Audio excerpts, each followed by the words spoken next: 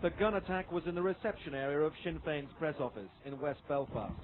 First reports said 2 men claiming to have arranged an interview at the offices were allowed into the heavily fortified building by an elderly doorman. Within seconds, shots rang out.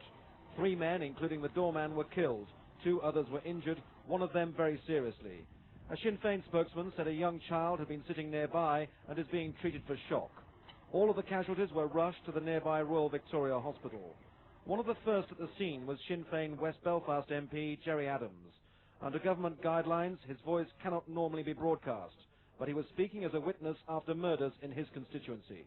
By that time, some of the people wounded and killed had been removed, and there was one man there who died within seconds of me arriving. There were shotgun cartridges on the floor. In the past hour, the police have said that a BMW car which could be connected to the murders has been found 12 miles away at Ballinderry on the shores of Lough Neagh. Inside was a body of a man who security sources say could be a police officer.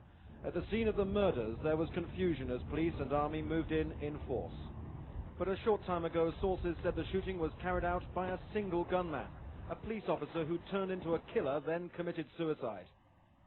It came today here at the offices which generate publicity for the IRA's political wing, and on the day that the Irish president was visiting the city, trying to promote an atmosphere of peace and reconciliation. The historic first ever public visit here of an Irish president had been a peaceful affair. It was marked only by the absence of the Lord Mayor of Belfast, who said he couldn't meet President Robinson because she was the head of a state which still had a territorial claim to Ulster written into its constitution. But at lunchtime, news broke of the shootings, and President Robinson gave this response. I've only just heard the news, and I am obviously very distressed by it, and very distressed by niece death by violence. It seems to run counter to what I've been seeing and sharing in and enjoying so far here in Belfast, but it is very distressing and very upsetting. The day of the Falls Road shootings had also been marked by a mass protest involving Catholic and Protestant workers demonstrating against sectarian murders. The banners said the right to live, the right to work.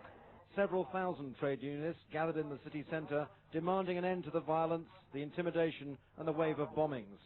They were protesting against both loyalist and Republican violence. But today, the killings continued. Andrew Simmons, ITN, Belfast.